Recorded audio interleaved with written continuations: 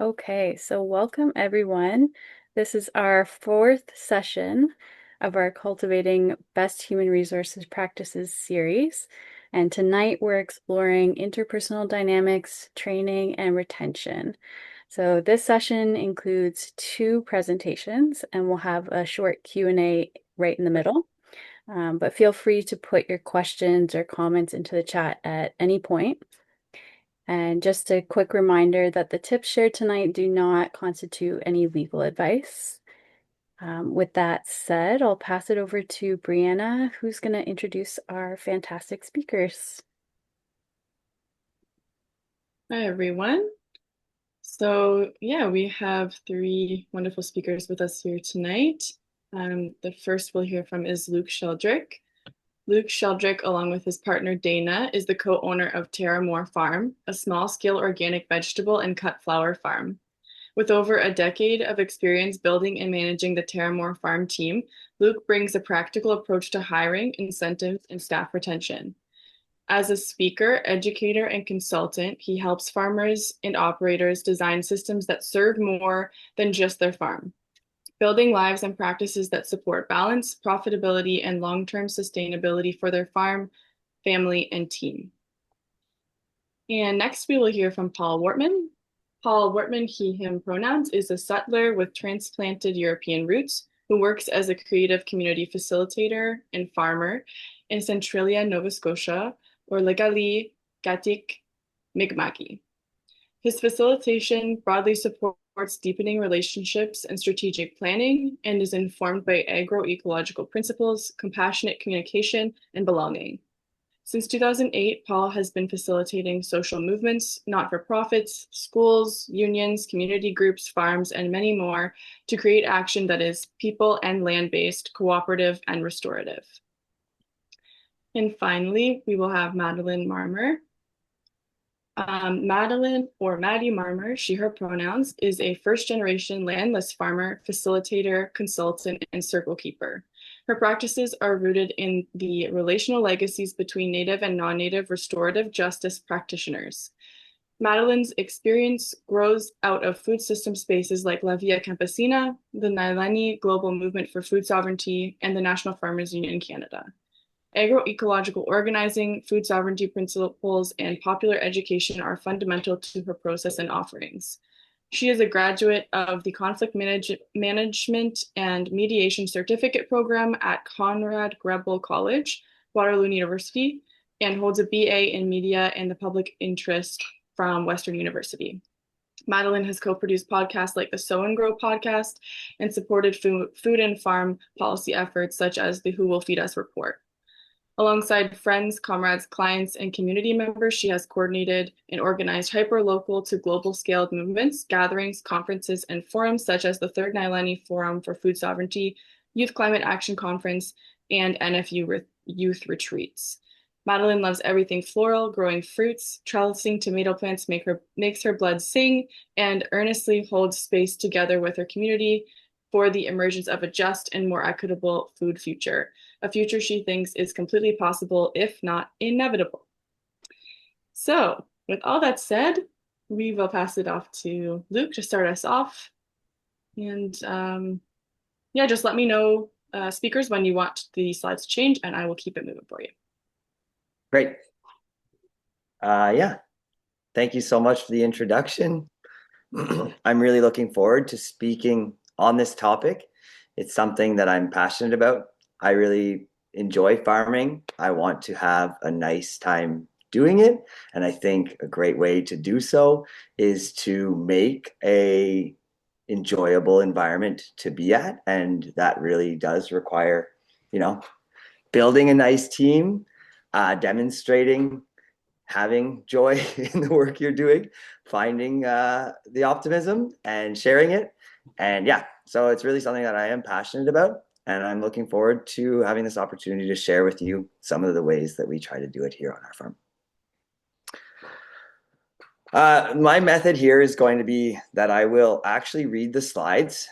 I know that's sort of not typical, or maybe you're not supposed to, but I'm going to read them to you, and then I'm going to use that as cues to sort of share how we do things here. And then I've also got some additional slides throughout as well that actually focus on our farm specifically. So establishing workplace culture is something that is super important and does take a concerted effort and a little bit of skill. And it really does start with yourself. And you can't expect to be really great at it right away. I always tell people to hire as soon as they can, whether it be even getting people through volunteer, trading for CSA baskets, getting experience working with people as soon as possible is really valuable. And you learn, like anything, as you go, the benefits of accountability, creating a to-do list. That in the early years, those were the first things we're learning. And then, of course, you learn more and more as your team grows and you get all the way up to sort of HR things and what we're going to get into today about onboarding and some of the more detailed aspects. So the workplace culture refers to the often unspoken norms, shared values, and beliefs that govern interpersonal dynamics and workplace attitudes. So, like I've mentioned, demonstrating them is super important, but also having something written out in your onboarding material is really important to make it clear about what your standards and expectations are for what is acceptable in the workplace and how mutual respect might be very important, and sort of laying these things out is really important.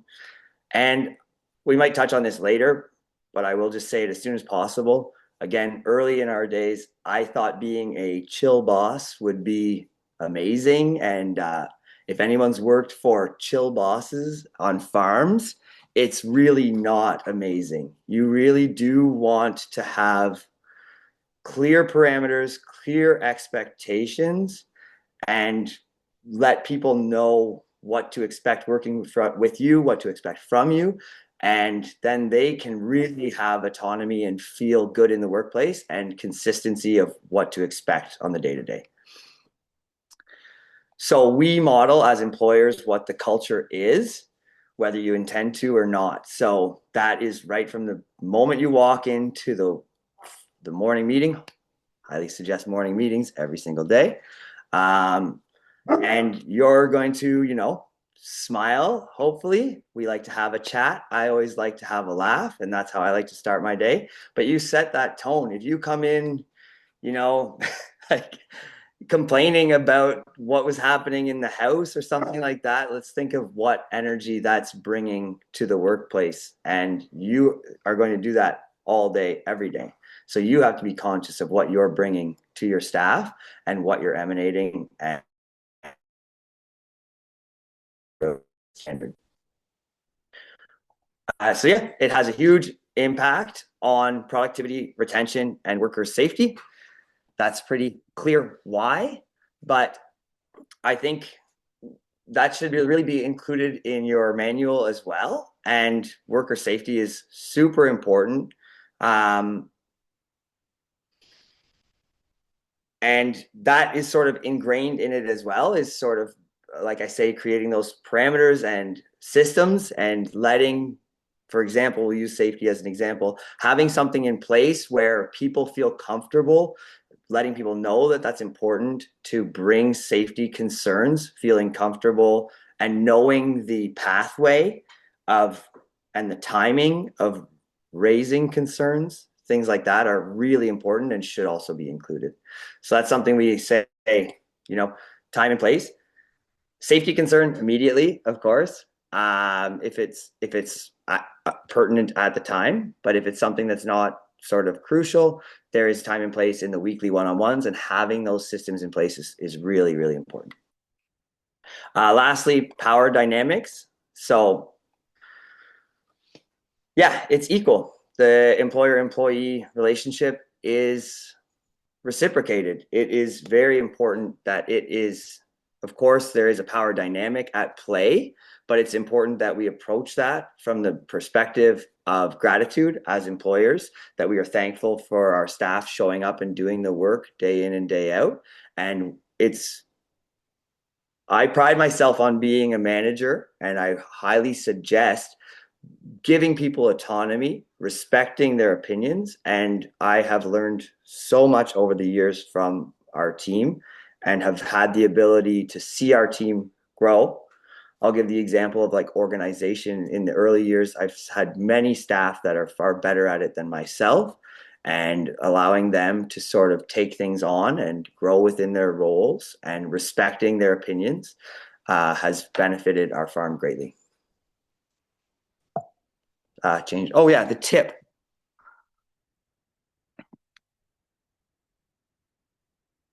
Yeah, I think that's a really good one. Like I'm working with my kids after school and my wife is present and we work together, and how you communicate. A lot of these businesses are going to be family businesses, and yeah, being aware of that and being conscious of communication. But hopefully you're aware of that with everybody anyways, but you do have to be conscious of sort of what's at play when you mix your professional workplace with your family as well. If you could go to the next slide, please. So I just wanted to sort of touch on how we do these things here. So when I speak about creating culture here, the first thing that I tell everyone at our farm is that growth mindset is really important. That's how I'm going to be managing. And I actually tell people that I believe that anything that's going wrong on the farm at some point was my fault as the manager, because it should be a systemic issue probably, or lack of clarity. And then but I also want them to accept that same growth mindset in their approach. So they should also be identifying with that same mindset where they may have played a role, where they may have been able to ask a follow-up question or seek better clarity. And then with everyone on the same team adopting that mindset and culture, we have that ideology of this farm is ever improving, and we all have to have a balanced, self-critical perspective. But of course, I hate to use the word critical, but it is to some degree self-critical, but also an awareness and appreciation for improvement from that mindset. Clear expectations. So as I touched on, it's really important that everyone knows what you're looking for. So that can be letting everyone know what their roles are, what your expectations of those roles are, having written systems. So like I said, that's for health and safety. What's the protocol? If there's an issue, how to raise it, but also how we bunch carrots and what crate salad goes in versus other carrots, so that you're not saying, oh my God, those are the salads in the black crates, and people, you're issues that were clear. So these things, as soon as possible, have to be written down and standardized. Sharing seasonal goals is amazing. It gives people something to celebrate, and also lets people sort of buy into another culture, which is the culture of success. Feels good. And also sharing some of the losses. Unfortunately, that's a reality. And sometimes I tend to protect the team from those. And it's something that I'm working on improving at, is setting the goal, sharing the goal, and being willing to let them know if we've fallen short. And that's sometimes something that I want to get better at. And as I mentioned, gratitude is super important. I couldn't believe someone told me that like they had a boss that had never thanked them before and thanked me for thanking them at the end of the day. And that just blew my mind that there's like those standards are out there. I'm not patting myself on the back. I'm saying like that is the standard in my opinion. That was wild to me. So demonstrating gratitude for the work is really important. Consistency. So thank you, Paul. The weekly meetings are really important, and when you get busy, sometimes they start to fall off, and I highly suggest just you really have to give people that time. They have to know they have that time. Whether it's you say, hey, during the peak season, we're going to go down to half an hour every 2 weeks, but they need to know they have that moment. It's just a check-in. It doesn't have to be serious. Everyone knows what to expect, but it's a moment for them to bring up any issues, you to bring up any concerns with them, and just an open floor of communication both ways. And that is, again, sharing that balance of hierarchy between staff and ownership and management, etc. Creating a healthy work environment. So clear and direct communication. The name of the book is escaping me, but I think I will think on this, but there's a very good book. Maybe someone remembers. It's Jean Martin recommends it.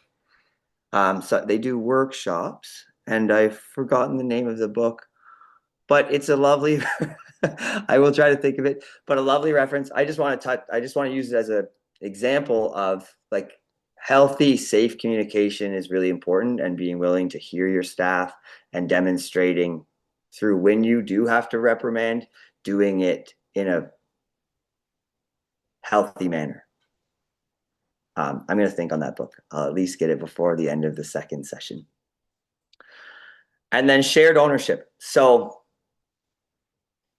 that goes back to the growth mindset, sharing the mistakes, but also sharing the wins, and then having faith in people to have autonomy. So when you have clear systems, you can, and there are clear parameters, you can hand them off. You can trust people to not only take on that role, but excel within it, contribute to it, and then they feel empowered and take responsibility for their work, and you can really celebrate wins together. And don't forget to tell people that you appreciate the work they're doing. Yeah, really important. Next slide, please.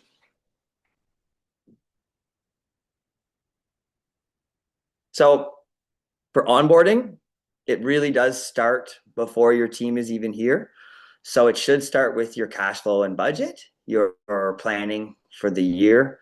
How much can you afford? What's your sales goal? How much labor is going to be a part of that? And that should really be tied in with your production. So that's a bit of crop planning, but really the main focus with what pertains to this presentation is making sure you have enough money to pay the people working for you. Then, this is referencing another session, but really what it's talking about is an onboarding, and even hire, like before onboarding is just hiring, like a solid job description that's clear of what you're going to be hiring for, hiring the right person, because that is when we say the owner takes responsibility. If you've hired the wrong person and it's halfway through the season and it's not working out, and you've been giving clear parameters, clear expectations, giving them the support they need, and it's not working out, then your mistake was when you hired the wrong person, and you do have to deal with that proactively, and that does sometimes mean ending the working relationship. And we've had to do that many times. Oftentimes it ends up really benefiting morale, because it's oftentimes the whole team is aware of that issue. I'm sure there's people here that have been in that working environment, and you really can feel it throughout the team. So then I love the reference here of like strength training. I think that's really, really great. Like mentioning to people to get into physical. I always give people like a 2-week buffer. I'm like, okay, you're getting back in here, and not like a buffer of expectation, but a buffer of a reminder that, hey, we're getting back into the swing here, and this is going to be rough for a couple of weeks. But also talking about the mental struggles and some strategies. That's actually an interview question of mine, is how do you sort of work through things when you're having a tough time? And I love to hear people's methods, and then we also share them when we're in those moments. Via email, we share our employee handbook and all of the other resources as sort of like a folder. And then that's something that they should have all filled out and ready to go, either emailed to us or brought on their first day. And then on the next slide, we get into a little more detail of exactly what the onboarding process looks like here at Terramore Farm. If you want to go to the next slide. And if people want to ask questions on the fly, I don't mind at all. I don't know if there's been any, but I can see them. So please feel free if you have anything pressing. So the first thing we do is we book the local library, and we have a presentation that just basically walks through the employee handbook plus some additional materials. And that just ensures that everyone is on the same page with it. Yes, it's great to send it out, get it signed, but have they really read through every single detail? Do they really understand what you're saying? And do they have any questions? It also gives us a chance to identify the roles, share with the team who the people are in those roles right then and there, and sort of just work through a lot of the facets of the beginning onboard process and making sure that we're all on the same page. And it gives you a chance to, like, when I say sharing, for example, culture, reading something that says, it's not acceptable to sit on your butt when you're working. When you're reading that, it might come across differently than if you say it. I really like to have the opportunity to sort of chat through everything with the team and introduce it nicely. And I think there's a lot of value there when we're all together. I did remember the name of that book. It is Nonviolent Communication. Is anyone familiar with that? Yeah. So nonviolent communication really helped me as a manager. So highly suggested. So yeah, that session is early April. As soon as we get the full team on site, or even when it's like half the team, and some people might be starting in part-time, we bring them in for a day, pay everybody for that day, and just work through that. It's a half day, and it's lovely. So yeah, as I said, we review the onboarding materials and then chance for questions and confirms everybody understands. The next big thing is when it's warmed up. We don't do it like March or April, maybe late April, is the on-farm tour. And that's really, really important, and was something we introduced recently because we realized there was an area missing. So we really walk through, and even though there's experienced staff, we do have really good retention, but we still walk everyone through a reminder. So we go right through the whole farm. This is where the panel is for everything, and here's where you switch on and off the pump if this happens. Then we go into the greenhouses. This is where the fan switch is, so that everybody knows. This is because we used to have just one person trained on this, one person trained on that, and you miss some red flags. Like if the fans, sometimes I'm filming something in the greenhouse, you turn off the fans and then you forget and you walk away and nobody turns them back on for a week.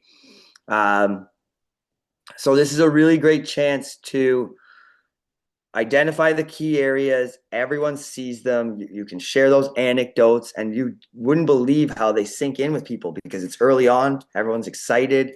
And those red flags, for example, if you say, hey, the roll-up sides should never be stuck at half for a day. If you don't see them sort of moving up and down, something's probably wrong. And that's boom, like that's going to be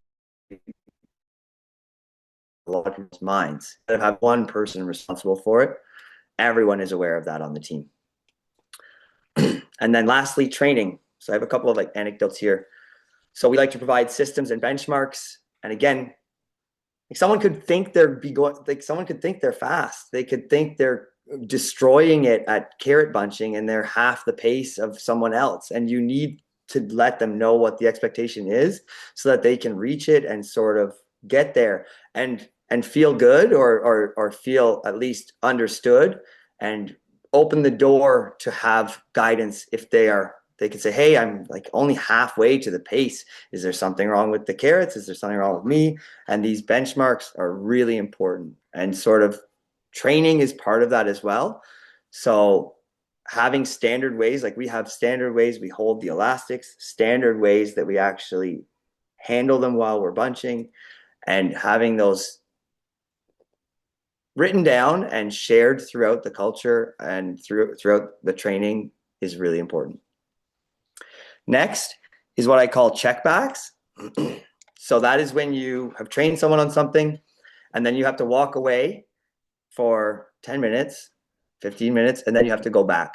And this is really valuable because inevitably 9 times out of 10, they're going to take what you said, interpret it, and then find a middle ground. And you have to go back and see what they had interpreted. And great examples of ones I've missed is like, telling someone how to do gem lettuce. And I said, you got to do it a little bit above the soil. You don't want to get your knife in the dirt, and we want to cut off some of the lower leaves.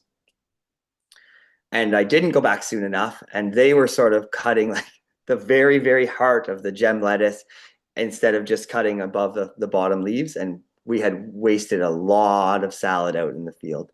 So these are instances where just minor interpretation that they've taken. You think you've said one thing, they've heard another, and it's no fault of yours nor theirs. It's just one minor detail may have been misunderstood. So that's the check back is very important. So that's along the lines of the guidance, correction, and then affirmation. So definitely like, hey, you're doing great. And even if they're not doing amazing, I still say like, hey, you're doing great. Here's another little way we could improve that slightly. And a good key or tip that I like to say is early on in the year, I go around and I make sure everyone knows that any feedback I'm giving, because often people's depends on the person, but some people really get a heart rate up when they're getting some feedback.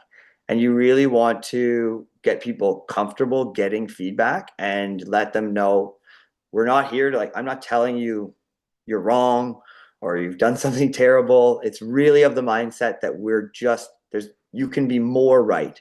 These are adjustments, and we're going to continue to adjust until we like get to that upper echelon, and you're doing great along the way, and everyone has to know that, because you do have to go around, and at the start of the year for about a month, my whole role is just going around and making sure everything's being done correctly, basically.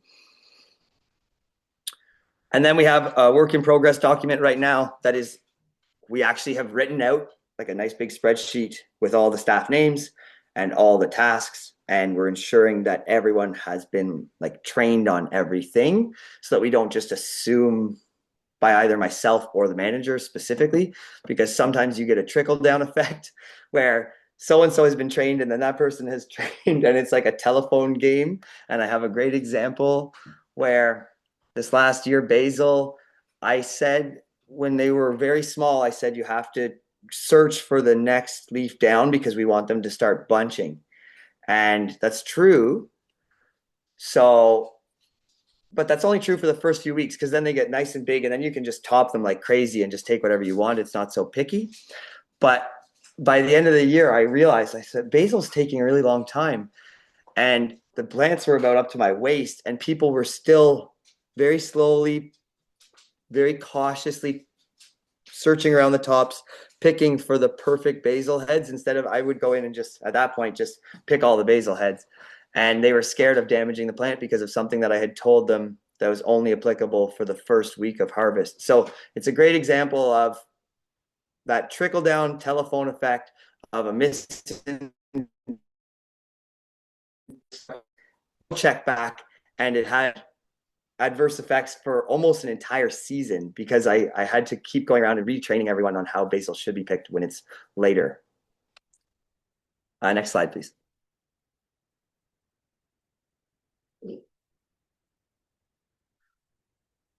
So you definitely need written material, as I've said, so that you can have it really clear what the expectations are. You want to have it formalized how feedback is going to be provided, and make sure your health and safety protocols are up to date and everything. And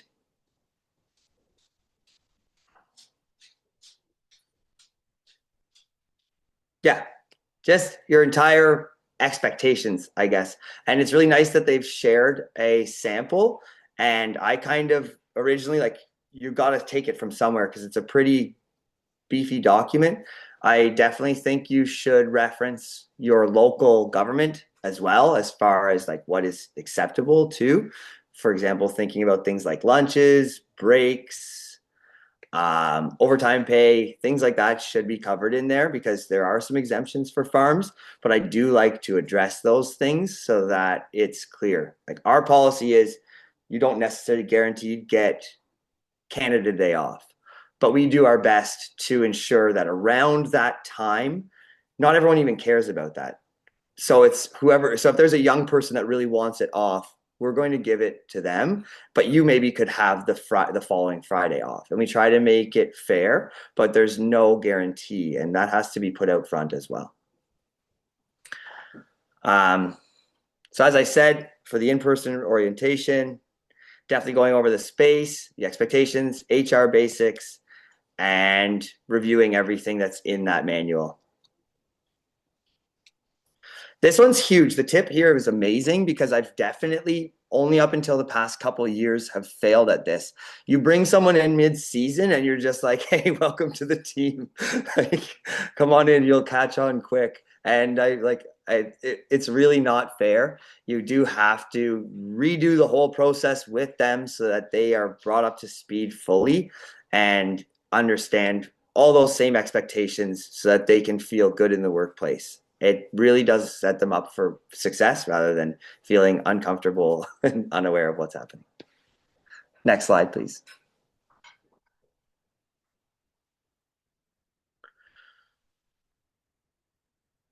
So, yeah, this is really good. Let's see.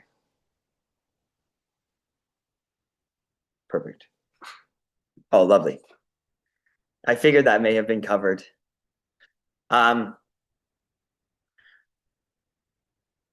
I love that they touch on here, for the record, I didn't do this whole slide myself. So I love that they touch on adapting your management style to your team. And that is learning management in general. For example, this year I had someone that was really sensitive to feedback, and it took me weeks of like building rapport with him to get him comfortable and really like a lot of reassurance. And I was willing to do that because you're building a working relationship with someone and you want them to feel safe. And it felt like to me, like maybe he just didn't feel safe with feedback and was really uncomfortable. And it's totally worth adapting how you're going to manage to make it comfortable for everyone and within reason. Of course, some things you have to meet in the middle, but I was definitely very willing to do that. And it's totally different for different people. And over time, once again, you just learn the skill of management and working with people, and you're not going to learn until you try. So it's important to be aware of that as you're approaching that. And don't be rigid. Growth mindset. You have to walk away from there and say, hey, how could I have done that differently? I didn't get the result I was looking for. It's not they're an asshole. Like, it's, you know, we have to look back and see where we played a role in how that may have been able to be different. Clarity and consistency, really, really important. They have to know what to expect. So you're not grumbling at the end of the day, like, oh, nothing's getting done around here. And then the next day you're happy and whatever. You at the end of the day, if they've worked well and they know that they showed up, they knew that they were working well within the parameters, you should be happy and you should say great job at the end of the day. And that's what they expect. They expect to be able to show up, know what they're supposed to do, have clear instructions, clear understanding of what's expected of them. They want to be able to do it because every single person really just wants to be able to feel good, work, hopefully anyways on a farm. They want to be able to work and find joy from that and fulfill the needs of the workspace. And yeah, so, and having that, as I just mentioned, does really make people want to do their best because everyone's winning together. The joy of the work and the reward at the end of the day is phenomenal. So yeah, quality checkbacks. And again, autonomy is really, really important. I really urge everyone to, I always say that I am the biggest bottleneck on my farm. I was anyways, before I learned how to delegate, because I had to be the one to plant trays. I had to be the one to use the BCS. And until you start to trust people to grow into those roles, then you are just limiting them and you don't have faith in, it's kind of like you're a bit of a jerk because you don't have faith that these people can do what you can do. And I really encourage everyone to take the mindset that these people are smart too, and with clear systems, they can do it too.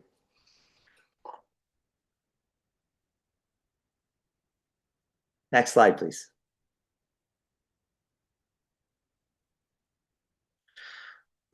We've already touched on the check-ins, but yes, I've said they're super important. And what I will weigh in here is if you do work with your partner, the number one most important check-in is with your significant other.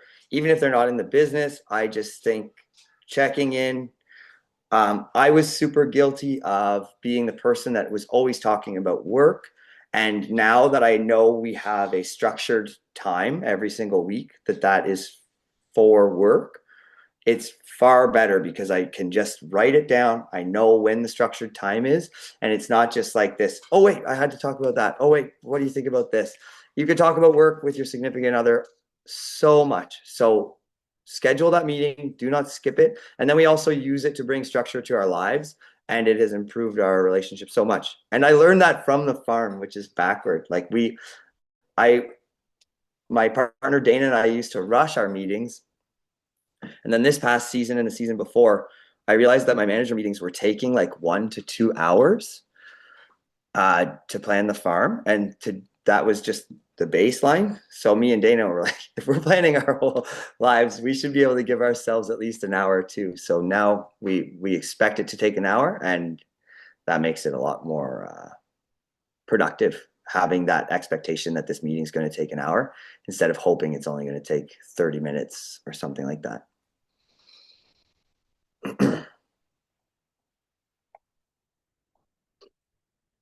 Oh yeah, that's a great question. So the check-ins with the staff. So before we had a farm manager, I would do them all, and we would do them every second week, and we would alternate. So we split the group into two so that it's not, because they do take time. Like it's 4 hours if you do a team of 8 in 1 week. That's your whole morning.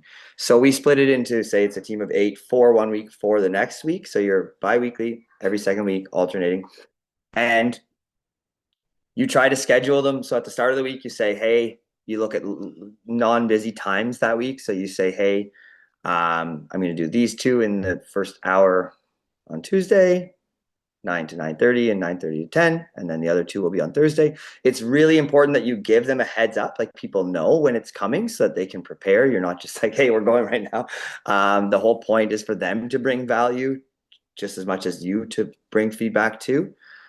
Now I'm at the point where Bryn and I just meet for 2 hours every Monday, and she runs the one-on-ones with the team.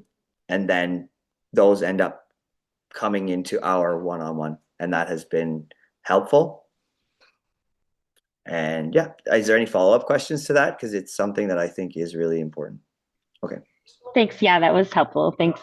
Yeah, the details were nice to hear. And I will add that, like, including a little description of what people should expect in your manual is also good, because I think they can have like this scary vibe, but really getting people to feel comfortable to be providing feedback and yeah, really trying to get the most out of those so that you're really using it to improve the farm, improve their experience and things like that.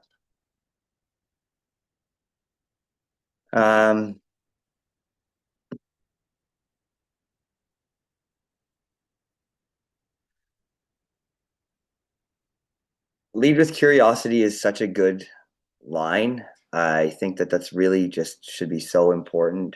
And an open mind, I think we can be so guilty of believing that like our system is the best because we came up with it and it's the only one that works for us. And in some instances, maybe that's true, but just entertaining an opposing perspective can have so much value in improving our own, or just being willing and open, curious, and malleable. Yeah. And I love that. Expect the best, plan for the worst. Every single day is going to go not to plan. So I think showing that you're okay with that and demonstrating, finding the silver lining. I have a little line that I like to say, like, I throw bad things in my back pocket and see if they can end up later giving some silver lining. And even just that little mentality trick and teaching that to my team, like I'm like, and I will point them out. like, oh, that salad planting was a week late, but then 3 weeks later, like I throw that in my back pocket, and 3 weeks later we had too much salad anyway, and that late salad planting was ready just in time. And just that little shift, you're always looking for the silver lining of negativity and things like that, is a really great way to, and you might find your own things, but I just think positivity is really important. Optimism and positivity, and spreading that throughout the team is super important.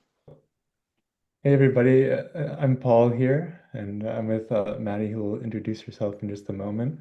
But the two of us, along with four lovely facilitators, are part of the Many Ways Collective. And the Many Ways Collective supports organizations and their members to deepen their understanding and practice, lots of practice, of tools for cultural transformation and social change. So as a group of facilitators, some of us are farmers, including Maddie and myself. A lot of us are educators, or facilitators, organizers, and a bunch of other cool attributes that bring a lot of tools and skills that we like to share with folks to help them be more effective in the change that they want to see. And this is our fourth year doing this session with the National Farmers Union of Ontario. So thanks for having us back and looking forward to this. Maddie, I know we had our introductions at the beginning, but is there anything else you want to say about yourself? I think the only piece is that both Paul and I have farmed in many different ways. Like we've both been interns, farm workers, farm managers, farm owners. Um, so held multiple roles. Um, and so we bring that to this work and kind of the stories that we can share from all those different positions on our farms. So it's super sweet always to have employers in these sessions as well as workers themselves. Um, yeah, I think I'll end it there. I think we can go to the next slide. Yeah, Paul? Next slide.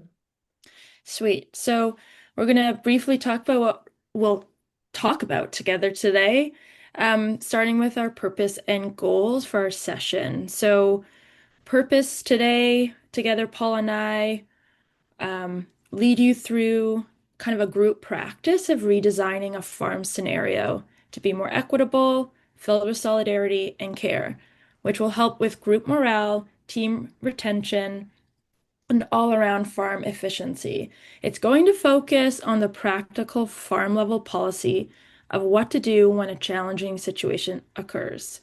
Due to the well, maybe we have a bit more time than we thought, which is exciting, but still not too much time.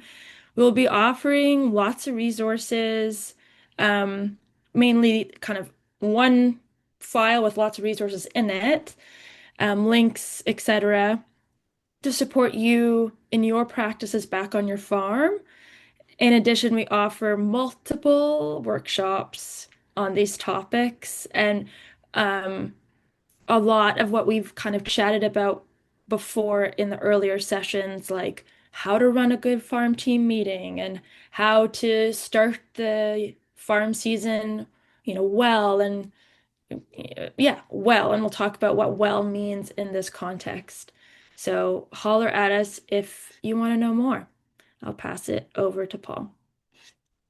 Cool. Thanks, Maddie. And thanks to Luke too. We didn't start off with that, but thanks for warming up the space. And nice to have everyone here. Goals that Maddie and I thought would be nice to invite you into include increasing our awareness of how problems or tensions related to the topics of equity, discrimination, wellness, and stress show up on the farm and in ourselves. And the second goal is to become practice in creating a process and policies for more wellness and equity on the farm. And the third goal, which we'll share in the chat, is feeling confident to take the 3-page resource that we're sharing with you and all the amazing resources from NFU Ontario and design your own farm policy and processes and procedures. And then in order to get to those goals within the session, Maddie and I kind of set expectations for ourselves, and we invite you to try those expectations on in this session. And we'll share those in the chat too, but also speak to them. The first one is that everyone's context and experience is unique, and everyone's at a different level and practice when it comes to these topics. So an invitation to be kind, to be open and curious when sharing. And when we slip up, which we will, just do our best to be accountable if we slip up and land on someone's toe or heart or head or wherever you land on them. Second expectation is that these are complex topics and they could take all the time in the world, and that includes time for reflection. So we don't have all the time in the world, and we want to get you a little bit of practice in so that you feel confident in creating your own solution that works for your farm. Because nothing that we can give you here is a one solution fits all. It's kind of like a living process, a living document. So yeah, we'll do as much as we can in the space and give you the resources to hopefully get you running in the next steps. The third piece is that we'll be moving relatively quickly, and there won't be enough time for everyone to share in depth. So we'll help to share the space in terms of who's speaking, and we would love to hear from you, but also the chat is there. So y'all have been doing great already using that chat. Feel free to type a whole bunch of comments, experiences, and responses in there. And our fourth expectation is that in our experience with each other and participants, is that these topics can bring up big emotions. We're going to be sharing some scenarios that you might be able to relate to at an arm's length or maybe quite personally. So please take care of yourselves, and we'll do our best to support each other in this space. And then the fifth one is that everyone is welcome to ask clarifying questions during this session. But if you have any larger or more complex questions, maybe save that for question and answer at the end or to email us afterwards to discuss it in more depth. And moving on to the context. So the context for this particular exercise within this broader session is equity and discrimination policies and stress and well-being measures on the farm. And so as Maddie and I were developing this session and with other members of the Many Ways Collective, we reviewed our understandings of the words that we're using.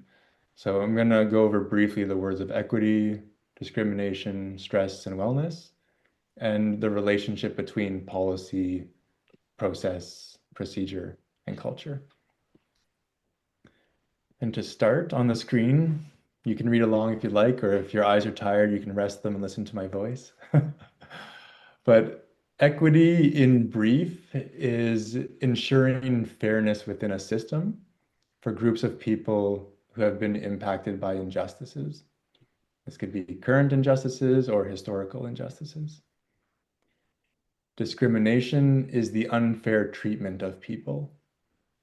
Often this treatment is based on a characteristic that's protected by human rights.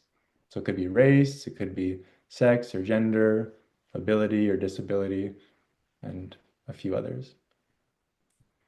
Stress, in one short sentence, is one's body's response or responses to threats.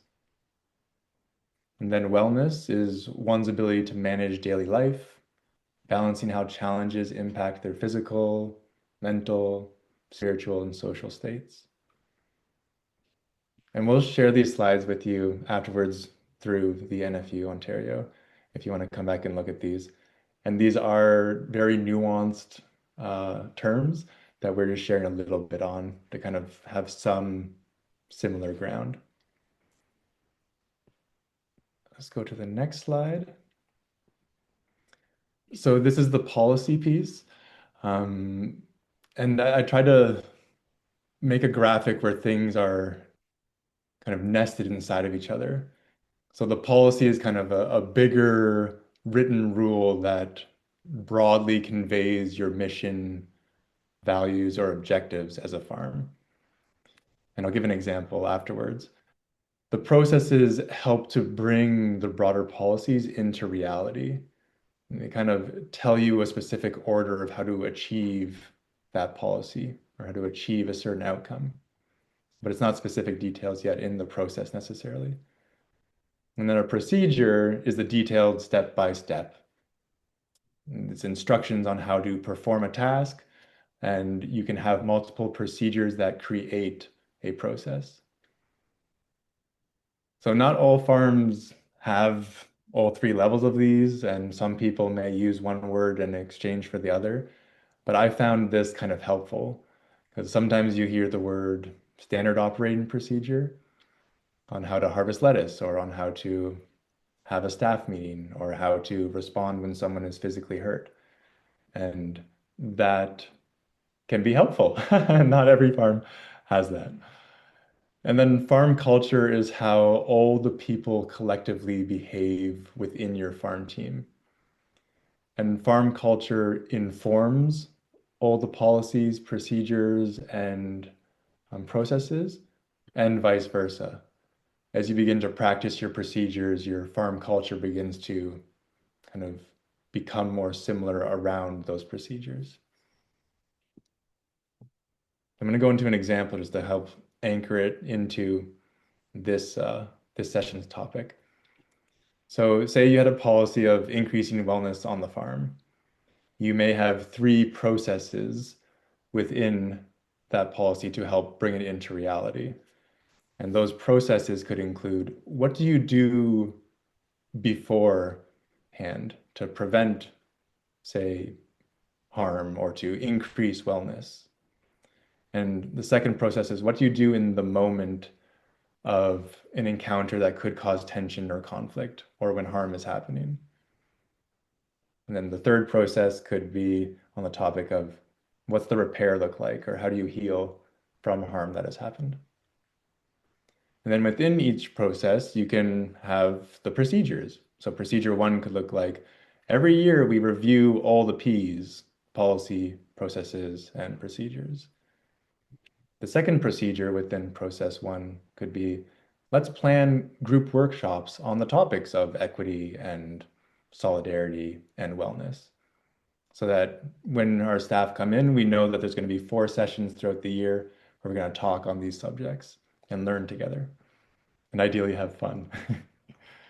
And then the third procedure within that bundle of process one could be kind of like what Luke was saying. It's like, there's going to be monthly meetings or bi-weekly meetings, and that will be a structured chance for you to bring feedback, get feedback, and unruffle feathers if necessary. That's a little example. Maybe I'll pause for a question or two if anyone needs any clarity or has an example to help me be clear.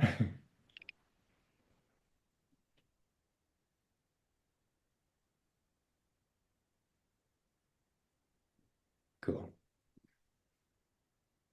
Then I will honor our friend Hannah Renglick, who asked for more art to be in this, and share a little piece by Molly Costello. And the poem goes, practice makes patterns, creates culture, weaves new worlds. And in this time, maybe we can all relate to the need for new worlds. So that's what we do in our lives, in our relationships, on our farms, in our ecosystems. So a little bit of art for you. And I'm going to stop screen sharing for a moment and hand it back to Maddie to go into our activity part 1. Thanks, Paul. Yeah. So moving into the first portion, which is kind of a listening portion. So I'm going to read out a scenario. Y'all are invited to take a beat, close your eyes, turn your screen off, sit back. Again, maybe a bit challenging to hear if you've had similar experiences. So just, we invite you to be gentle with yourselves. Yeah, just Yeah, just a reminder to take care. Power dynamics will kind of be explained and explained. You'll hear them in this story, so may touch on pieces. So I'll read this out and then we'll move into kind of the first round of reflections. Okay. It's a snowy morning, and the farm team is meeting outside for the weekly meeting. The farm lead is late, and one farm worker hasn't arrived either, leaving two farm workers standing around 20 minutes. Standing around for 20 minutes, one takes out her phone to catch up on reading the orientation booklet, which starts with an anti-discrimination statement. The farm lead arrives, apologizes for being late, and says an ageist put down about the farm worker who hasn't shown up yet. The others shuffle uncomfortably. The farm lead gets to business, telling the farm workers what to do for the day and saying that the weekly meeting will happen tomorrow, just like they said yesterday. While explaining the tasks, the farm lead makes a comment based on gender stereotypes and laughs while physically pushing the closest farm worker, who chuckles uncomfortably. At the end of the meeting, the farm lead says, "Sound good? Good. I'll be inside, busy working. See you at day's end." Everyone takes their leave. The farm worker who was late shows up with a sore back and asks what he missed. Once caught up, he makes a race-based insult towards the farm lead under his breath and complains about the lack of personal protection equipment. The farm workers work away in the field, missing lunch. The end. So just taking a few moments to feel what's coming up for you in your body, what's coming up for you in your mind.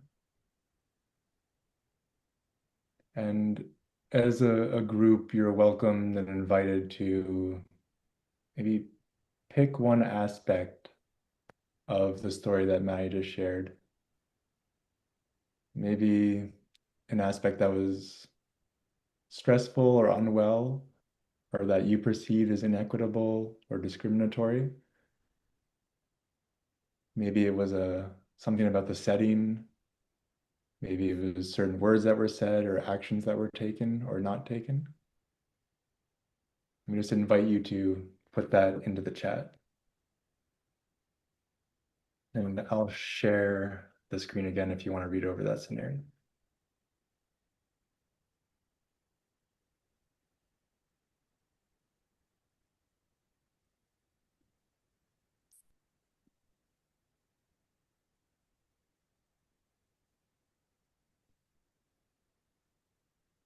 And hanging out in the feels of that story for a little bit longer, the second question is, how do you know that something was stressful?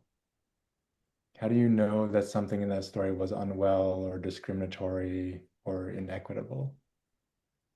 And again, this will be different based on your culturing and experience. And if it helps, some examples could be how I feel in my body or what thoughts came up.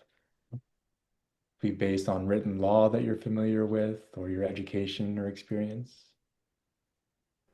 And we're going to transition from this first scenario into a second better scenario. And just to support that, I just want to invite you to bring your awareness to where your tongue is and see if you can invite it to relax slightly.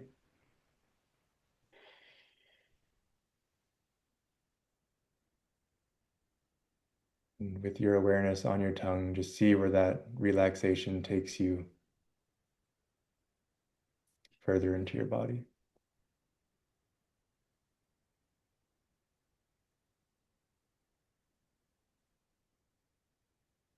And if it feels good for you to take a breath, I invite you to do that as I pass it back to Maddie.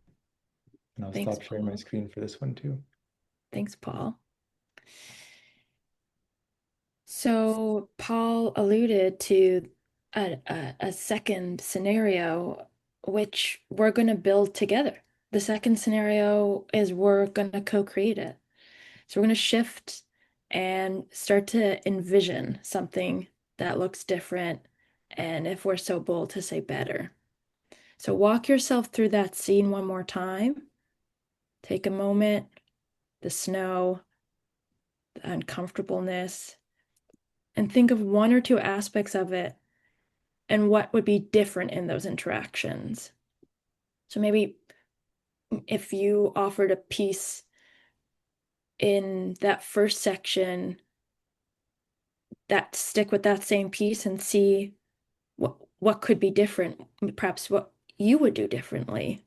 Or if you're seeing yourself as someone, you're in someone's shoes in that tableau, what would you want the other person to do differently? What would you want the space to look like? So just one or two pieces in one or two moments of that scenario. So transition a little bit from that question of imagining how it could be better and coming to the embodied piece again. How do you know that something is going well?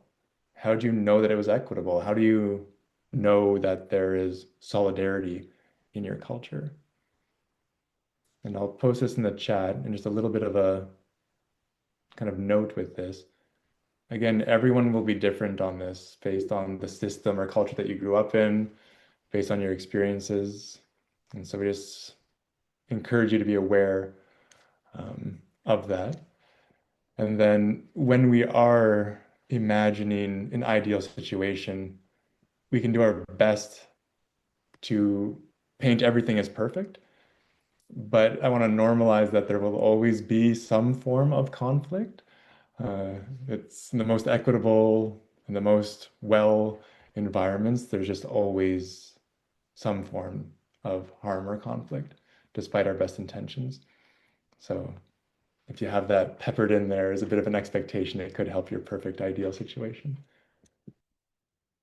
Cool. Well, thanks for taking a moment to imagine the scenario that's ideal for you, because that is the first step of creating that world. If you can imagine it to a certain extent, you can create it. So that's why we do this practice situation. It's the beginning of that process. So power to you for doing that. And over to Maddie.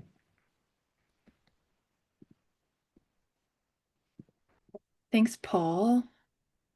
So moving into this third phase of the activity, we're going to try to address the issues in part one by creating the better scenario in part two through the P's, right? Thinking again of our policy example of farm wellness.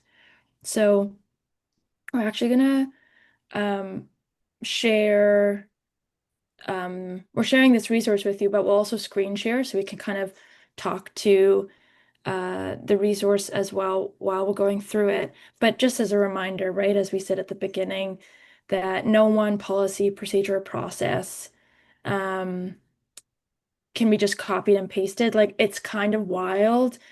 Like I felt it so viscerally, like the elastics on your wrist, elastics on your hand. Like I have had crews who have, elastics on carabiners are like the SOP that needs to happen. Like it could be one very small thing that could be super, super different.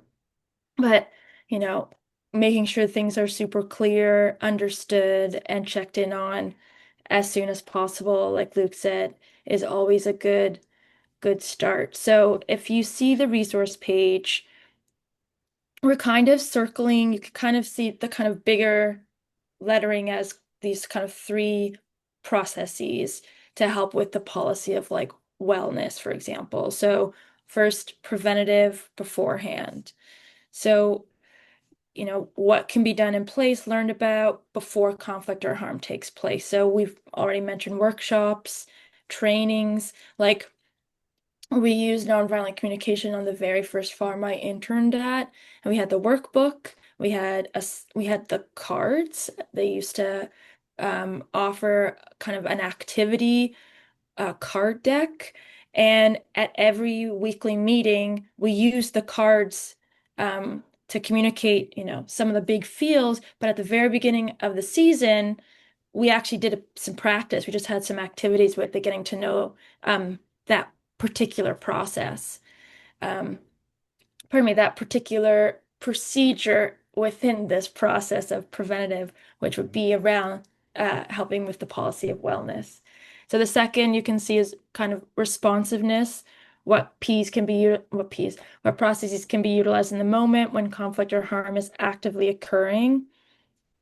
So, many examples here, but often, um, like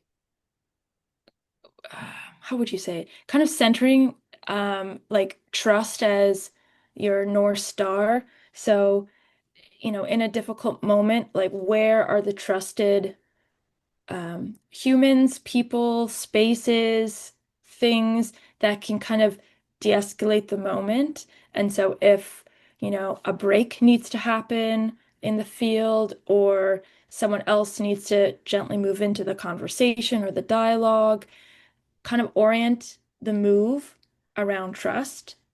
Um, and I think another big piece is really simple observance. So that could be another really um, easy tool when you're thinking about responsive processes in the moment.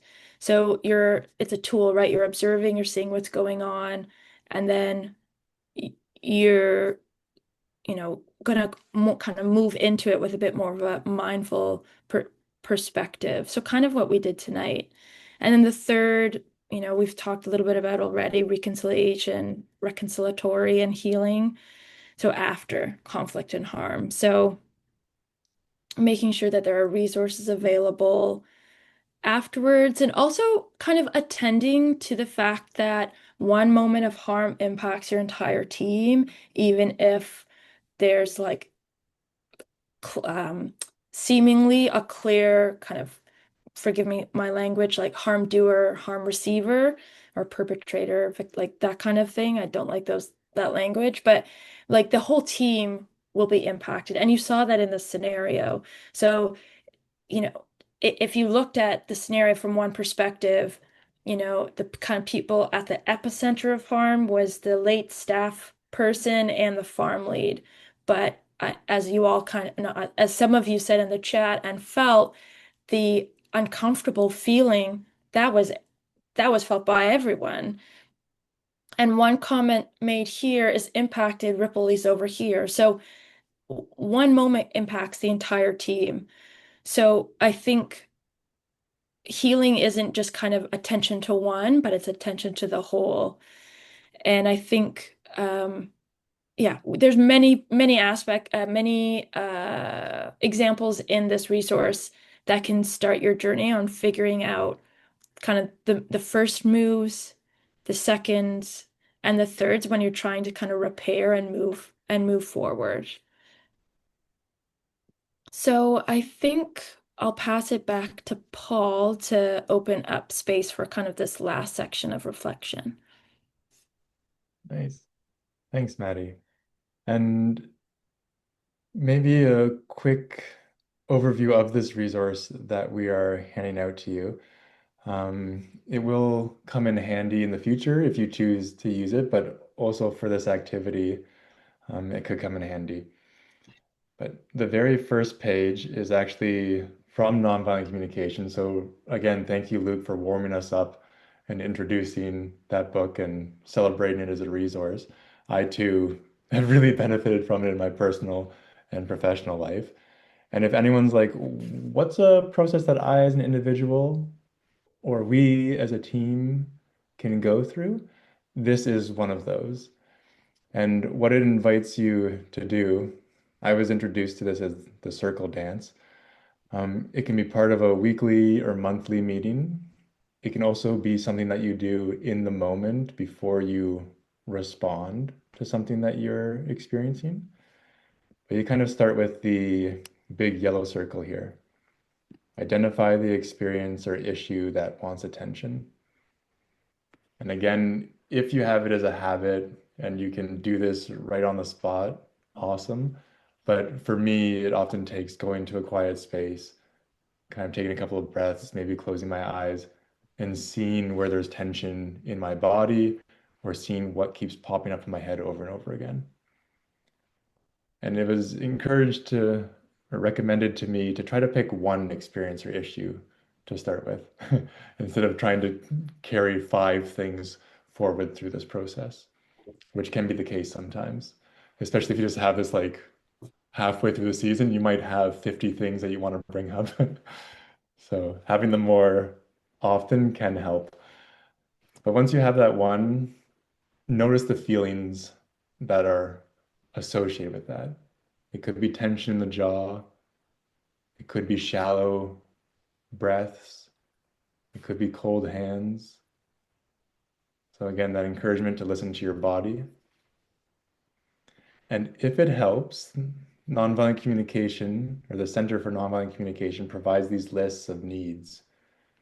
So some feelings when needs are met, or sorry, these lists of feelings. There's a list of feelings when needs are met, and a list of feelings when needs are not met. And in terms of empowerment and feeling connected to your body and being able to communicate that, this emotional literacy is really cool. I find this list to look at it and be like, yeah, I am feeling alive and adventurous and moved. Yeah, I am feeling moved, and I've never really used that word before. And when you're kind of not having your needs met, to be able to say like, I do feel a bit in despair at how that crop was destroyed, or I do feel a bit suspicious when someone brings up double standards and I don't see them applying the same thing that they told me to apply. And so to have the words to express how you're feeling can be, yeah, a powerful tool. And so that's the second step, is to notice the feelings that are coming up around that experience or issue. Then oftentimes with feelings, we may have associated thoughts. And these thoughts can be judgments. Oh, I should just get over this. It's not a big deal. Or, oh, there's that thing again. I thought I dealt with that already. Why is this coming up again?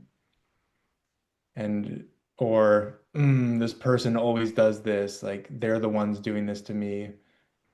And an invitation just to be aware of the thoughts. Don't make them become you.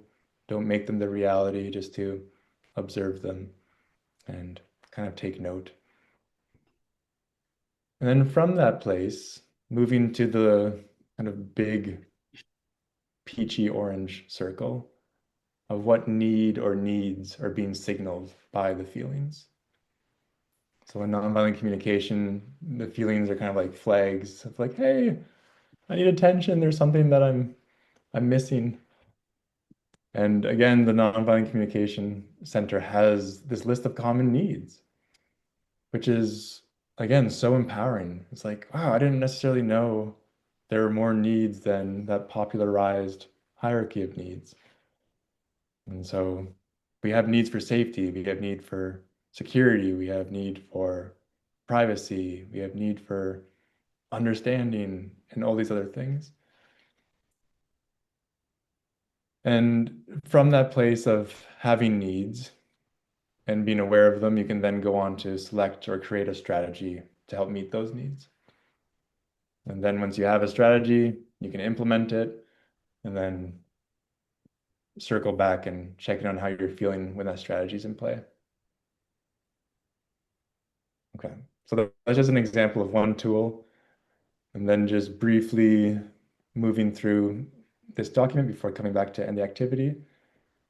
There's a list of general resources that range from United Nations level policies all the way down to specific policies around working with migrant workers, working specifically with anti-racism, and what equity means in a farm setting.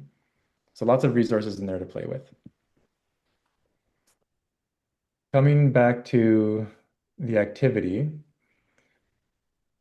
and I'll say like, bravo, you folks have already done this, but we were going to, and we still will invite you to reflect on how to move from scenario one, where things were lacking, there was harm, there was inequity, moving from that place to scenario two, where things were better, things felt well, things had solidarity, and there was equity.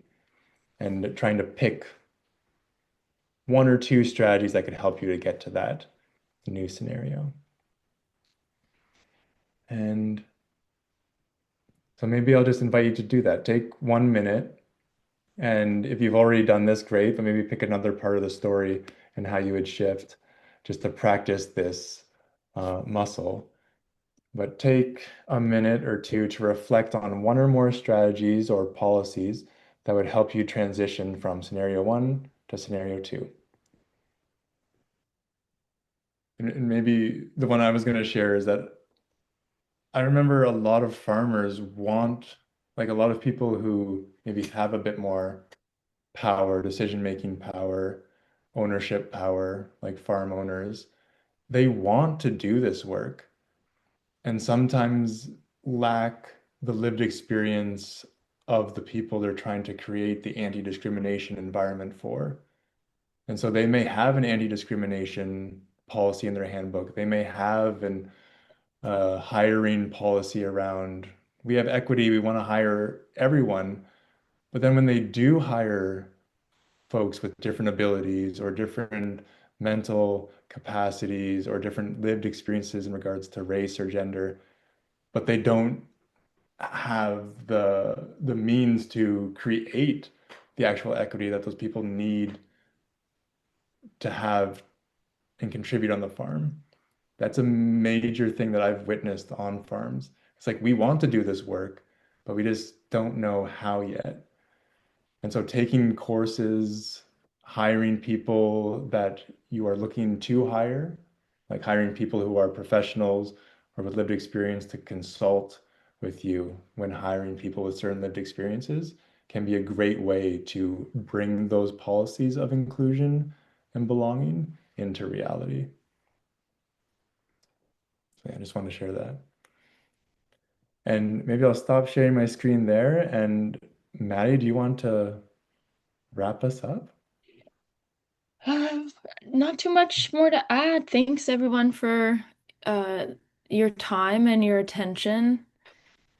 We know it's very short, and hopefully Paul was able to breathe some spaciousness into the hour that we had together. He's gonna post our email and website in the chat. Check the links on the resource pages that we shared, and it's just a sprinkle. Like there's more and more wonderful humans who are from all like in so many different sectors thinking about work culture, thinking about how we can like do beautiful, good work together. Because most of us, if I could be so bold to assume, have chosen to do this work. And so our values are very involved in this choice, right? Like this is incredibly important to us, this work that we do. And so we bring a lot of ourselves to it, and we bring a lot of feeling to it. And more often than not, your staff will too. They'll also really want to be there. They've sought you out. They want to work on your farms. And I think that's like something really special that there's such a willingness to do this type of work. And I think uh I think that the more people who kind of want to do this work in the way that we're doing it with this mindset, the more resources around how to do it well exist. So this is just the beginning. Um, yeah, highly recommend taking some time this winter, right? We're still in the planning stage. Some of you may have started seeds already. Hopefully, staff are returning or your hiring process is robustly on its way. But this is the season to kind of really start thinking about things. So yeah, with that, thanks very much for joining us. I'll pass it back. Paul, if you have any last words, pass it back to Laura after that. On to Lara. Thank you so much. Thanks to Luke and Paul and Maddie for leading us through this session. It was really thoughtful, and I'm grateful that we were able to create this space for all this reflection tonight. It was really lovely. Brianna, do you mind throwing up that last slide? And I'm just gonna let everybody know about our next and final session for this series is happening Monday at 7 p.m. So thank you for joining us so far through the series and tonight, and I hope to see everyone one last time. So thank you so much and have a great night, everyone.